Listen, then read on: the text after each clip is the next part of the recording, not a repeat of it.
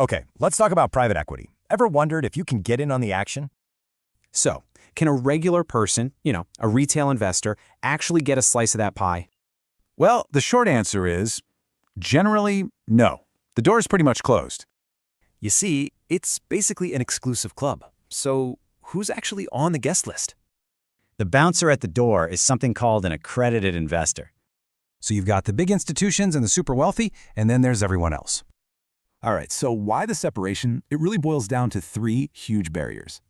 You've got high minimums, long lockup periods, and just a ton of complexity. First, the price of entry is insane. We're talking minimums of over $1 million. Next, you can't just sell when you want. Your cash is tied up for years. And finally, this stuff is seriously complicated. You really have to know your stuff. But are there any back doors for the rest of us? Let's take a quick peek. As you can see, that door is really just barely cracked open for most people. So, what are these limited options? There are really only a couple of ways in. One way is to buy shares in a PE firm that's actually on the stock market. The other is a special fund of funds, which pools money to invest for you.